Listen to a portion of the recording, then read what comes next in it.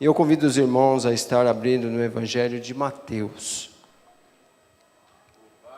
Evangelho de Mateus, capítulo de número 1. Diz assim a palavra do Senhor. Livro da geração de Jesus Cristo, filho de Davi, filho de Abraão. Amém? Vou repetir. Livro da geração de Jesus Cristo, filho de Davi, filho de Abraão. Amém? Feche seus olhos. A gente já orou, mas eu gosto de orar também. Senhor Altíssimo Deus e Soberano Pai, Sua palavra vai ser ministrada, Deus. Prepara agora, Senhor, os nossos corações para receber daquilo que o Senhor nos preparou, Pai. Deus abençoa a minha vida. Deus tira todo impedimento, toda barreira. Pai, que não seja eu, mas que seja o Teu Espírito Santo a estar falando conosco nesta manhã. E que Teus filhos, Pai, não saiam daqui da mesma forma com que entraram, porque eles vieram aqui, Pai, para Te adorar, para Te louvar e engrandecer o Teu nome. Por isso, Pai, não deixe que o homem se exalte e que seja, Senhor, o Teu Espírito Santo a ser glorificado nesta noite. Assim eu oro, Pai, e Te agradeço. Em nome de Jesus. Amém? Evangelho de Mateus. Os evangelhos, irmãos, têm uma particularidade. Na Bíblia a gente tem o Evangelho de Mateus, de Marcos, de Lucas e tem o Evangelho de João. Os três primeiros evangelhos, eles são chamados de evangelhos sinóticos, ou seja, eles têm o mesmo ponto de vista do autor, ou seja, apresentar Jesus no seu ministério. E o Evangelho de João, ele tem uma particularidade, que nós não vamos entrar aqui no caso, porque não é o tema da mensagem. Mas cada evangelho foi escrito com um destinatário diferente. O livro de Marcos, por exemplo, ele foi escrito para os romanos, e ele tende a objetivar a sua mensagem, o seu livro, mostrando Jesus como um servo. Já o Evangelho de Lucas, o destinatário deste evangelho eram os gregos. E o evangelista, ele tenta mostrar Jesus como filho do homem ou o homem perfeito. Já o destinatário do Evangelho de João é a igreja. E ele tem como objetivo mostrar Jesus como Filho de Deus. E o Evangelho de Marcos, na qual nós citamos aqui, ele é um evangelho que foi escrito para os judeus. E se nós notarmos, ele já começa de uma forma diferente dos outros evangelhos. Ele começa mostrando a linhagem desde Abraão até Jesus. Por que através da genealogia? Porque os judeus, dentre as tradições dos judeus, se tem algo que os judeus eles dão muita importância, é sobre a sua árvore genealógica, para saber qual que é a tribo que ele pertence. Se você for até hoje, nos dias de hoje, lá em Israel, e você perguntar de que tribo ele pertence, ele vai saber, porque eles têm esta preocupação. E o objetivo do Mateus, na hora que ele escreve este evangelho, ele tem como objetivo mostrar que Jesus era o Rei dos Reis. Por isso ele começa o seu evangelho com a genealogia, né? Por isso que está aqui no versículo 1, livro da geração de Jesus Cristo, filho de Davi, filho de Abraão. E por que esses dois nomes? Porque através da sociedade judaica, ele procura no primeiro versículo já comprovar o seu evangelho, que é o evangelho do rei, mostrando que Jesus, ele era o rei prometido desde lá do Antigo Testamento. Todos os judeus sabiam que a promessa do Messias estaria ligado a duas colunas do judaísmo, que são Abraão e Davi. Existem dois nomes que eles dão muita, mas muita importância. Os judeus são Abraão e Davi. Então Mateus ele teria que através do seu evangelho mostrará aos judeus, provará aos judeus que o Jesus era a comprovação daquilo que foi feito lá no passado, no Antigo Testamento, a promessa do Messias, que viria da linhagem de Davi, que teria uma linhagem real. Por isso que o Evangelho de Mateus, ele começa através da linhagem de Jesus. E o que vem a ser genealogia? A gente ouve muitas vezes falar esta palavra. Genealogia, ela vem de duas palavras gregas. Genos, que significa raça, e logia, que significa estudo. Ou seja, é o estudo das raças, ou é o estudo da origem, da descendência, das relações entre família. E assim Mateus procura, com um ponto de partida, ligar Jesus a Davi e a Abraão. Agora, o interessante, e uma coisa que não pode deixar de entendermos, é que a genealogia dos judeus, irmãos, eles tinham uma certa critério, eles eram meio que, eles são rigorosos na hora de fazer a sua genealogia. E um dos pontos que mais me chamou a atenção, que na genealogia de um judeu não entra o nome de mulher, e não entra o nome de estrangeiros, entre outros detalhes. Mas o que me chama mais atenção, que na genealogia de Jesus, nós encontramos 4 mulheres, e entre elas uma estrangeira. E eu orando ao Senhor, Senhor, eu preciso levar uma mensagem para a igreja. Que o Senhor venha tirar uma mensagem na qual a sua igreja venha entender tudo aquilo que o teu servo for falar naquela noite. E Deus, ele me deu esta mensagem. E se a gente for olhar na genealogia de Jesus, nós vamos encontrar no versículo de número 3. E Judá gerou de Tamar, primeira mulher. No versículo de número 5, e Salmão gerou a Raabe, segunda mulher. No mesmo versículo, e Boaz gerou de Rute, terceira mulher.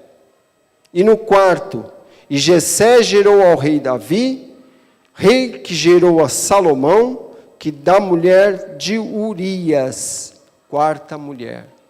E é dentro desta mensagem que eu quero trazer para os irmãos nesta noite. Mas primeiramente nós precisamos conhecer um pouco destas personagens para nós podermos entender por que o Espírito Santo ele teve o cuidado de deixar que Mateus colocasse o nome destas mulheres na genealogia de Jesus. Porque através do homem, essas mulheres elas não seriam capazes de serem colocados na linhagem de um judeu ou na linhagem de Jesus. Vamos começar pela Tamar, abrindo nossa Bíblia, vamos acompanhar. Lá em Gênesis capítulo de número 38.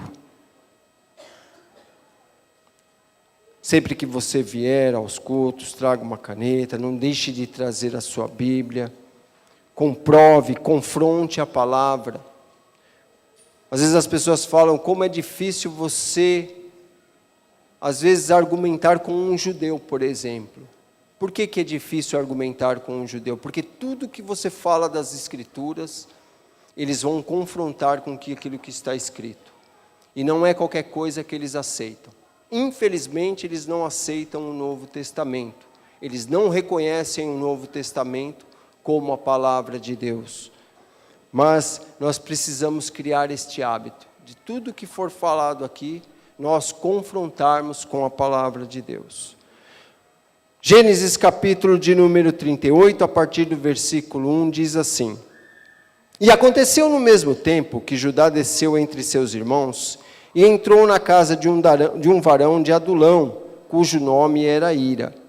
E viu Judá ali filha de um varão cananeu, cujo nome era Sua, e tomou-a e entrou a ela. Ela concebeu e teve um filho e a chamou seu nome, E tornou a conceber e teve um filho, e chamou o seu nome Onã. E continuou ainda, e teve um filho, e chamou o seu nome Selá. E ele estava em Quezibe, quando ela o teve. Judá, pois, tomou uma mulher para o seu primogênito, e o seu nome era Tamar.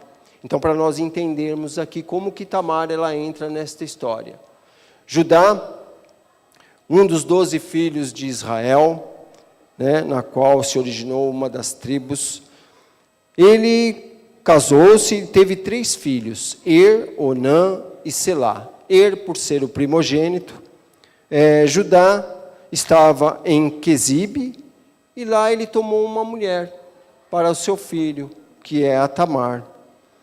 Só que, aos olhos de Deus, este ele fazia coisas que não agradavam a Deus. E Deus foi e tirou a sua vida. E como era o costume na época, quando o filho morria, um dos filhos morriam e ele era casado, e ele não tinha filhos, a mulher automaticamente, ela passava para o irmão daquele que morreu. A gente começa a perceber algumas coisas na cultura judaica, como eles discriminavam as mulheres. As mulheres não tinham muito o direito de escolhas. Elas eram submissas ao ponto de terem que fazer qualquer coisa, e uma dessas coisas era aceitar isto. Quando o marido morria e ela não tinha gerado filhos, ela era passada subsequentemente para o irmão, para que através do irmão, a semente dele se proliferasse, tivesse vida, a morte do irmão não fosse em vão, e assim ele continuaria a sua descendência. Só que Onã, o irmão que vinha depois de ele sabendo que se Tamar gerasse um filho dele, seria para a honra do irmão. E ele começou a fazer coisas que também não agradavam a Deus. E Deus também o tirou a vida. Selá, que era o terceiro filho, ele era o filho que tinha uma distância de idade muito grande. Então Tamar não poderia ser passada para ele.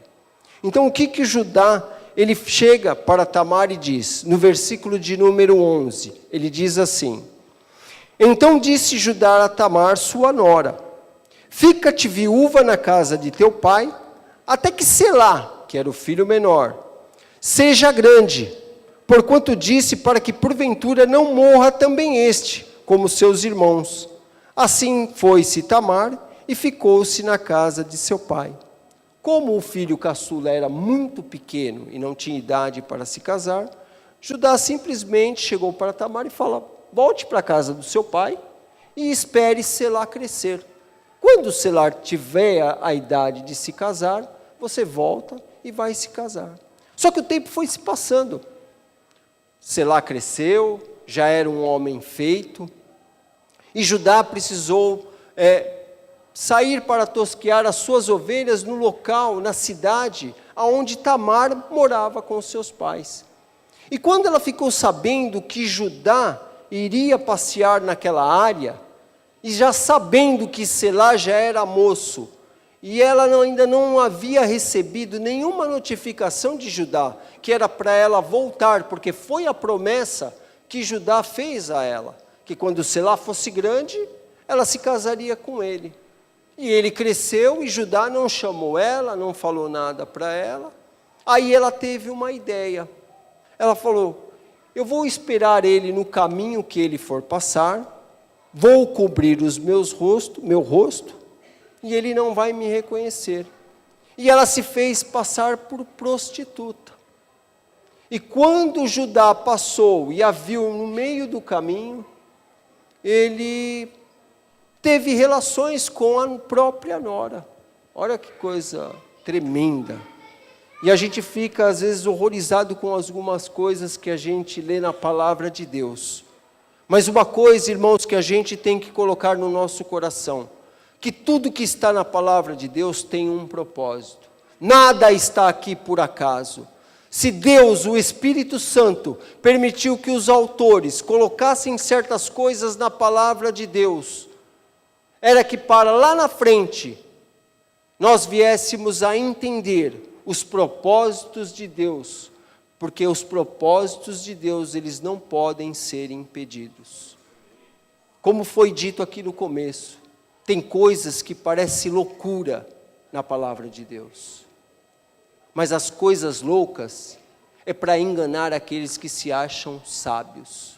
Tem muitas pessoas que se acham entendidos, acham que têm a sabedoria de homem, que podem tudo, mas a palavra de Deus, ela nos diz que Deus, ele faz as coisas loucas para confundir aquelas que pensam que são sábias.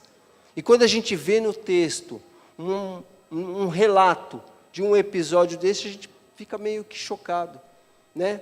Aqui um incesto de um sogro com a nora, e o Espírito Santo permitiu que os dois fizessem parte da linhagem de Jesus. Amém? Está dando para entender, irmãos, ou está muito complicado? Por isso que eu digo, Deus, ele faz as coisas, irmãos, de uma forma que a gente não tem que ficar questionando. Às vezes a gente passa a situação na vida da gente, que a gente só fica indagando a Deus, fazendo questionamentos a Deus. E com o passar do tempo a gente vai aprendendo que a gente não tem que ficar questionando Deus pelas coisas que acontecem na nossa vida. A gente tem que dar glória. Porque a graça de Deus, Deus na sua infinita sabedoria, na sua infinita magnificência, na sua infinita sabedoria, Ele sabe como conduzir as coisas na sua e na minha vida, para que lá na frente o nome dEle seja glorificado. Então, não independente de qualquer situação que seja o cenário, as coisas que vão acontecendo, tudo é para a glória de Deus. E a gente vê aqui um caso desse, de incesto de um sogro com uma nora, e os dois na genealogia de Jesus. Outro caso interessante, né, que eu não posso deixar de passar. E aconteceu no versículo de número 24. E aconteceu que quase 3 meses depois, deram aviso a Judá, dizendo que Tamar, sua nora, adulterou, e que esta está pejada do adultério, ou seja, está grávida. Então chegaram lá para Judá e falaram, olha, a sua nora, ela pulou a cerca. Ela adulterou, porque ela está grávida. E Judá, todo nervoso, todo raivoso, todo iroso, chega e diz, então vamos lá, vamos trazer ela para fora, para ela ser queimada, porque o que ela fez era caso para a morte. O adultério, ele nunca foi aceito, irmãos. A nação de Israel, ela pelejou durante muito tempo por causa do adultério. Foi uma nação escolhida por Deus para ser representante de Deus aqui na terra. E se existe algo que Deus, ele abomina, é a idolatria, e a idolatria é uma forma de adultério. Porque Deus fez um pacto, fez uma aliança com Israel. E Israel simplesmente virou as costas para Deus. Por isso que eles passaram tudo o que eles passaram.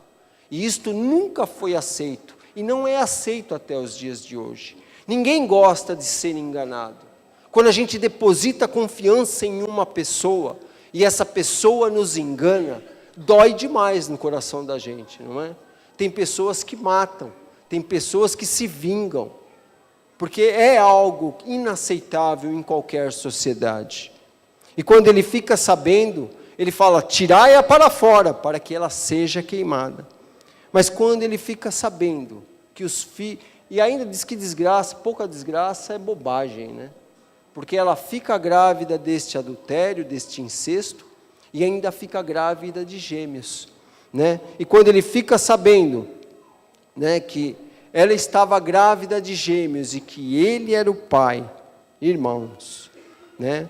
Versículo de número 28, e aconteceu que dando à luz, que pôs para fora a mão, e a parteira tomou, e a atou em sua mão um fio roxo, dizendo: este saiu primeiro. Mas aconteceu que, tornando ela a recolher a sua mão, eis que saiu o seu irmão, e ela disse: como tens tu rompido? Sobre ti é a rotura. E o chamaram de Pérez, que era o filho primogênito. E depois saiu o seu irmão, em cuja mão estava o fio roxo, e chamaram o seu nome Zerá. E esses dois também fazem parte da genealogia de Jesus. Resultado de um incesto, resultado de um pecado, ainda fazendo parte da genealogia de Jesus. Lá na frente vocês vão entender o propósito disso. E existem casos, irmãos, como eu acabei de falar, na Bíblia, que quando lemos ficamos chocados. Mas não devemos esquecer que Deus, Ele tem o domínio sobre todas as coisas. Ele está acima de todas as coisas. Ele vê todas as coisas. No livro de Provérbios, capítulo 15, no versículo 3, diz que os olhos do Senhor estão em todo lugar, contemplando os maus e os bons. Então, nada escapa aos olhos do Senhor. Então, não devemos ficar indignados pelas injustiças que muitas vezes ocorrem. O Salmo de número 37, versículo de número 1 diz: não te indignes por causa dos malfeitores, e nem tenham inveja daqueles que praticam a iniquidade, porque cedo serão ceifados, como a erva na escuridão, e como a verdura murcharão. Confia no Senhor e faz o bem, e habitarão na terra, e verdadeiramente serás alimentado. Esta é a palavra do Senhor. Então, muitas vezes a gente vê pessoas cometendo iniquidades, fazendo coisas erradas, e aos nossos olhos parece que elas estão prosperando. Mas a palavra diz que isto é muito passageiro. Não devemos ficar indignados por causa disso. Quando ligamos a televisão e vemos, tantas coisas, tantas pessoas, que roubaram, que fizeram tantas falcatroas para poderem se saírem bem, e hoje eles estão pagando o preço por causa disso. Porque aos olhos de Deus nada fica escondido. Cedo ou tarde, ela vem à tona. E quando ela vem à tona, o juízo de Deus, ele desce sobre a pessoa. Por isso que a palavra de Deus diz que eles são ceifados como a erva. E como as verduras, elas vão murchar. Por isso, irmãos, o que nós devemos, como servos de Deus, como cristãos, é sempre andar num caminho reto, pedir para que Deus ele venha colocar em nossos caminhos, através do seu entendimento, através do Espírito Santo, para que o nome do Senhor ele venha ser glorificado através das nossas vidas. Triste é aqueles na qual vem o escândalo do nome do Senhor. Porque a palavra de Deus ela é categórica. Ai daquele por qual vier o escândalo. E a gente tem visto muitas pessoas que se dizem servos de Deus, fazendo com que o nome do Senhor seja envergonhado. E naquele grande dia essas pessoas prestarão contas. Porque Deus ele vai tomar conta de tudo isso. Amém? Outra mulher que faz parte da genealogia de Jesus, Raabe. Vamos abrir agora as nossas Bíblias lá em Josué. Eu sei que tem muitos irmãos aqui que conhecem muito a palavra de Deus, mas tem alguns irmãos aí que não conhecem, então a gente vai compartilhar um pouquinho. Quem veio a ser Raabe? Então a gente viu aqui na primeira mulher, uma adúltera, um pecado de um incesto, fazendo parte da genealogia de Jesus. Agora a gente vai ver quem era Raabe. Josué, capítulo de número 2, diz assim. Tem alguns irmãos ainda folheando a Bíblia. Versículo de número 1. E enviou Josué, filho de Num, 2 homens, desde Sitim, a espiar secretamente, dizendo: andai e observai a terra e a Jericó. Foram, pois, e entraram na casa de uma mulher prostituta, cujo nome era Raabe, e dormiram ali. Então deu-se a notícia ao rei de Jericó, dizendo: eis que esta noite vieram aqui uns homens dos filhos de Israel para espiar a terra. Pelo que veio o rei de Jericó a Raabe, dizendo: tira fora os homens que vieram a ti, e entraram na tua casa, porque vieram espiar toda a terra. Porém aquela mulher tomou ambos aqueles homens e os escondeu, e disse: é verdade que vieram homens a mim, porém eu não sabia de onde eram. E aconteceu que, havendo-se de fechar a porta, sendo já escuro, aqueles homens saíram. Não sei para onde aqueles homens se foram. Ide após eles depressa, porque vos alcançareis. Josué havia chegado num determinado local, junto com a nação de Israel. Moisés já havia morrido, a geração do deserto já havia morrido, Deus já tinha apresentado à nação de Israel a terra prometida, eles já estavam na terra prometida, mas o que precisavam era conquistar essa terra prometida.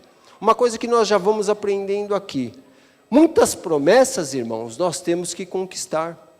Deus, Ele nos dá as promessas, e muitas vezes nós esperamos que as promessas elas caiam em nossa mão, no céu, de mão beijada, mas algumas promessas nós temos que conquistar. E foi assim com a nação de Israel. Deus mostrou a terra, mas eles precisavam conquistar porque a terra, ela estava habitada. E Jericó era uma destas terras. E com a sabedoria que Deus havia dado de batalha, de guerra a Josué, antes de enfrentar os exércitos inimigos, ele mandava pessoas para espiar a terra, para fazer um estudo de como eram as nações, de como era o local onde eles iam enfrentar a batalha. E ele envia 2 espias para Jericó. E quando eles entram na muralha, quando eles entram no território de Jericó, o lugar onde eles vão encontrar refúgio é na casa de uma prostituta, cujo nome era Raabe, e que fazia parte da genealogia de Jesus. Uma prostituta na genealogia de Jesus. Amém? Aos olhos dos judeus, aquilo era inaceitável. Como uma prostituta na genealogia de um rei? Mas nós vamos entender o que Deus ele quer falar. No versículo de número 9, do capítulo 2 de Josué: e disse aos homens, bem isso Raabe falando a eles: bem sei que o Senhor vos deu a terra, e que o pavor de vós caiu sobre nós, e que todos os moradores da terra estão desmaiados diante de vós. Porque temos ouvido que o Senhor secou as águas do Mar Vermelho diante de vós, quando saíres do Egito, e o que fizeste aos 2 reis dos amorreus, Seom e Og, e que estavam além do Jordão, os quais destruístes. Então o que aconteceu? Quando Raabe esconde os 2 espias, os 2 espias fazem uma promessa para Raabe. Porque Raabe faz a seguinte indagação: olha, eu espero que vocês me retribuam o bem que eu fiz a vocês. Porque nós, aqui de Jericó, estou trazendo isso com a minha palavra, para os irmãos poderem entenderem mais o que foi lido aqui.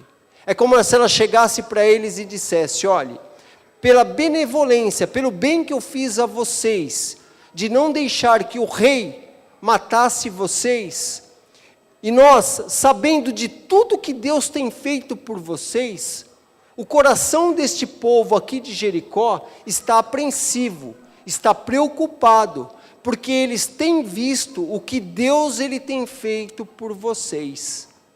E todos aqui estão atemorizados, porque nós sabemos o que Deus ele faz por vocês. Nós cristãos, muitas vezes nós esquecemos o tamanho do Deus que nós servimos. Nós enfrentamos lutas, porque se existe um povo que enfrenta dificuldades, que enfrenta batalhas, que passa por aflições, é o povo de Deus. Mas nós muitas vezes nos esquecemos do tamanho do Deus que nós servimos. Deus, Ele é um Deus todo-poderoso. A Bíblia diz que todo o poder está na mão dEle. Nada escapa do poder das mãos de Deus. Para Deus, nada é impossível. A Bíblia fala que todos aqueles que creem nele, tudo que pedirmos em teu nome, Ele fará. E muitas vezes nós negligenciamos isso, porque nós se esquecemos e às vezes colocamos Deus como uma pessoa qualquer, negligenciando o poder deste Deus tão maravilhoso, que através da pessoa de Jesus Cristo, Ele nos demonstra em todo o seu ministério, curando, salvando, fazendo milagres, ensinando a palavra. Esse é o Deus que nós servimos. Esse é o Jesus que nós proclamamos todas as vezes que nós entramos neste lugar.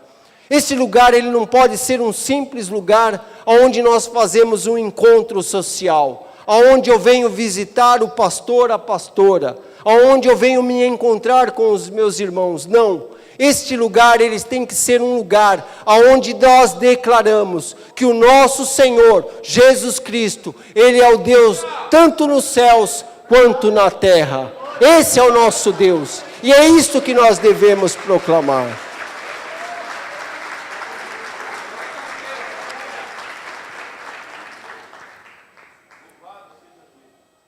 E olha no versículo 11 a declaração desta mulher. E ouvindo isto, desmaiou o nosso coração, e em ninguém mais há ânimo algum por causa da vossa presença.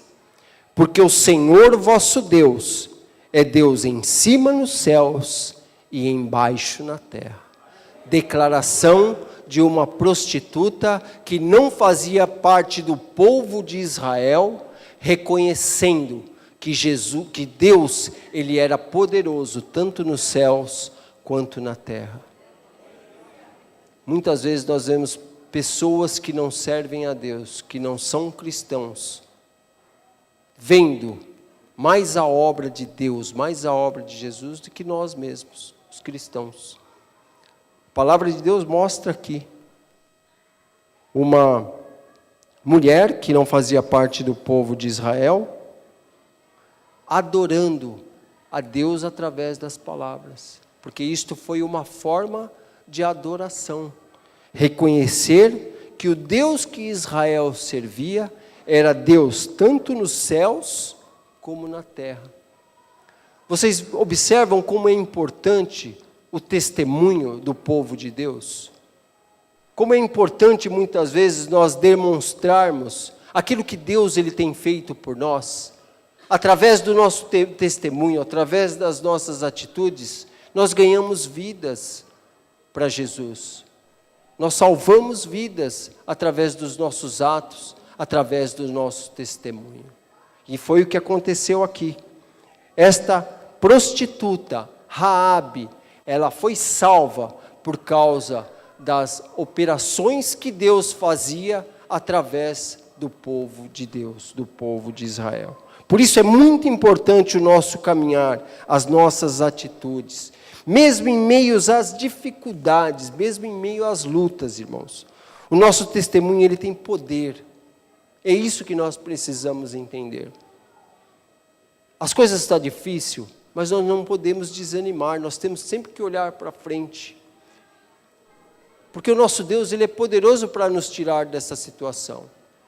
E quando Ele nos tira, quando as pessoas do mundo nos vê batalhando, lutando, não desanimando, não entregando os pontos, dizendo, hoje está ruim, mas amanhã vai ficar bom. Agora não está dando, mas amanhã vai dar. As pessoas, elas vão notando algo diferente em nós, que nós não nos entregamos, porque nós confiamos em algo que é muito maior que qualquer situação.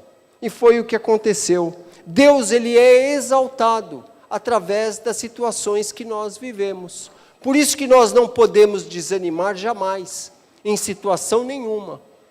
Às vezes a pessoa está passando uma prova danada. Pessoas só ficam observando. Porque ela fala, ali vai um servo de Deus que só passa a luta. Perdão. Aonde está o Deus dela? Que só passa a luta, é tanta luta. Mas quando Deus dá a vitória para aquela pessoa, o nome do Senhor é glorificado. O nome do Senhor, Ele é exaltado. E Deus, Ele deu vitória para esta mulher. Jericó foi invadida, foi destruída, porque foi uma ordem de Deus. Deus mandou destruir tudo, matar tudo, homens, mulheres, animais. E os únicos que escaparam, por causa do ato desta mulher de reconhecer que o Deus de Israel era o Deus Todo-Poderoso, as únicas pessoas que foram salvas desta cidade, os irmãos conhecem a história, foi Raabe e sua família. Porque foi uma promessa que os espias haviam feito, que por causa da benignidade dela, ela teria sua vida salva. Uma prostituta na linhagem de Jesus. Outra mulher que faz parte da linhagem de Jesus, irmãos, e já estou terminando porque o tempo já se foi, é Ruth.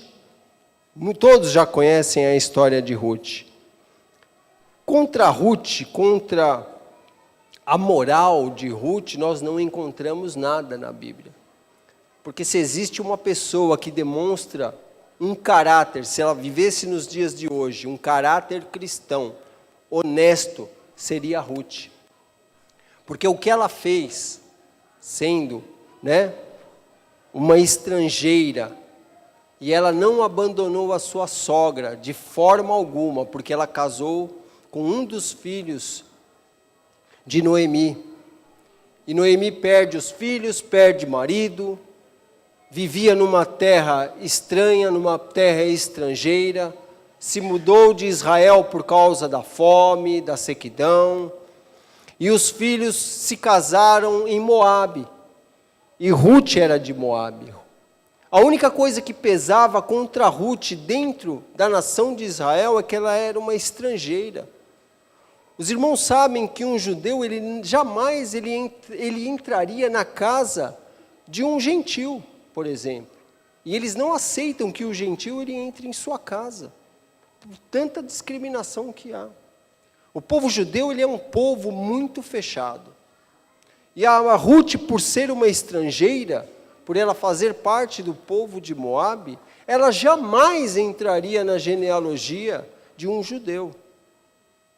Então, contra a moral desta mulher não tinha nada que fosse de encontro, porque ela era uma mulher de caráter. E ela se tornou uma dos nomes na genealogia de Jesus. E ela, lá na frente, ela se tornou, nora de Raabe. Ela se casou com o filho de Raabe. Olha que coisa linda, Uma mulher que comete adultério, uma prostituta, uma mulher que não tinha nada contra a moral, porém era uma estrangeira, mas elas faziam parte da linhagem de Jesus. E a última mulher, a quarta mulher, que faz parte da linhagem de Jesus, é Batseba. Nós encontramos a história desta mulher lá em 2 Samuel, capítulo de número 11. 2 Samuel, capítulo de número 11. Os irmãos já conhecem a história, eu não vou ficar aqui entrando em detalhes. A nação de Israel passava por batalhas, por guerras. O rei já era o rei Davi. E o rei, numa tarde, depois de ter tirado lá um descanso, um cochilo, ele vai até o seu terraço. Como diz o pastor Cláudio Duarte, ele estava lá de bobeira, no terraço, e de repente, do alto do seu terraço, ele vê lá uma mulher se banhando, e, irmãos, conhecem a história do final disso. No livro de Tiago, ele traz uma palavra, porque Davi ele vacilou, irmãos. Davi ele foi um vacilão, porque sendo rei, ele devia estar na frente do campo de batalha. Todos os soldados em batalha, lutando para conquistar tudo aquilo que foi conquistado pelo reinado de Davi. Davi era para estar ali na frente do campo de batalha, animando os seus soldados, mas ele deu uma vacilada. E o livro de Tiago ele nos mostra em sua epístola que, como cristãos, nós precisamos tomar cuidado com algumas coisas. Nós não podemos vacilar, nós não podemos pestanejar. Olha o que Tiago diz lá na sua epístola, no capítulo de número 1, versículo 14. Mas cada um é tentado quando atraído e engodado pela sua própria concupiscência. Depois havendo a concupiscência concebido, dá luz ao pecado. E o pecado sendo consumado, gera a morte. Um escândalo viria. Um escândalo viria por causa desse vacilo de Davi. Ele foi atraído num momento de fraqueza, de vacilo. Ele se deixou levar pela concupiscência dos olhos, ou seja, pelo desejo dos olhos. E ele vai e ele comete 2 pecados com uma só ação, com uma só atitude. Ele comete o pecado do adultério, da traição, e ao mesmo tempo o pecado do assassinato. Porque depois que ele tem relação com Batseba, ela fica grávida, e ele precisa resolver este problema. Ele, como rei, ele precisa resolver este problema. E ele, articulosamente, ele prepara lá um cenário para que Urias viesse a morrer, e que depois, não houvesse contestações, para que o filho que Batseba esperava não poderia ser do seu marido, mas sim do rei Davi. Cenário horrendo, Um rei se aproveitando de um soldado, de uma súdita.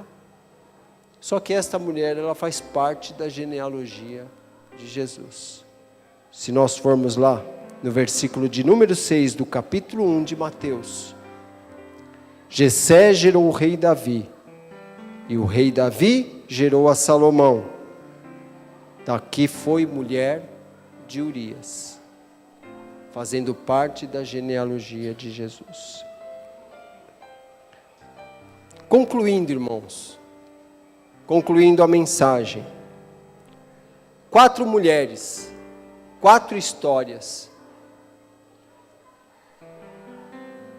um adultério, um incesto, uma prostituta, a história de uma prostituta, a história de uma estrangeira em terra estranha, e a história de um adultério, de um assassinato. Personagens que fazem parte da genealogia de Jesus, que fazem parte da linha familiar de Jesus.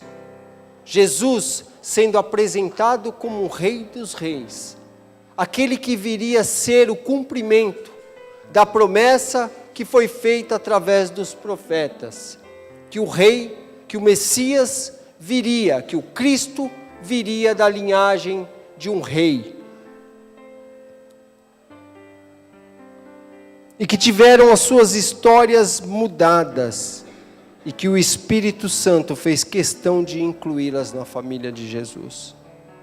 A simples presença de um nome feminino estar na genealogia de um judeu já poderia representar a quebra de qualquer paradigma, de qualquer tradição. A presença de uma estrangeira representava a quebra de barreiras entre 2 povos, os judeus e os gentios. Porque desde o princípio havia uma separação entre o povo de Deus e o resto das nações. E um dos propósitos de Jesus ele vir ter o seu ministério terreno foi quebrar esta parede, esta divisão entre o povo de Deus e os gentios. Jesus ele veio para todos aqueles que o buscarem. Porque ele é a nossa paz, a qual ambos os povos fez um, derribando a parede da separação que estava no meio. Isso aí está lá em Efésios, capítulo 2, versículo 14. E o alcance espiritual, ele ainda é muito maior, irmãos. No campo terreno, a gente vê que Jesus ele veio para quebrar todos os dogmas, todos os paradigmas. O que isto significa? Ele me aceitou em sua linhagem familiar. Ele te aceitou na linhagem familiar dele. A palavra de Deus diz que aquele que Deus me enviar, e aqueles que vier até mim, de maneira nenhuma eu lançarei fora. Jesus, ele não larga ninguém, ele não abandona ninguém que vier até ele. Todos nós temos as nossas histórias, por mais pecadores, por mais triste que seja, Deus, ele nos reconhece como fazedor de parte de sua linhagem familiar. Por isso que eu glorifico a este Deus, por isso que eu exalto a este Jesus, porque ele não discrimina como o homem discrimina, ele não separa como o homem separa, ele não olha como os homens eles veem a situação. Jesus ele disse uma vez para os seus discípulos: eu tenho que ir até o Pai, e se eu for, eu vou preparar lugar, e quando eu preparar lugar eu voltarei, e levarei vocês para comigo, porque aonde eu estiver, eu quero que vocês estejam comigo. E Deus ele quer que eu e você estejamos com ele naquele grande dia. Se em nosso meio existe alguém que ainda não aceitou Jesus, que ainda não faz parte da linhagem de Jesus, a oportunidade é hoje, a oportunidade é agora. Se você está em nosso meio e ainda não aceitou Jesus, a esse Jesus tão maravilhoso, como seu único e suficiente Salvador, levante a sua mão.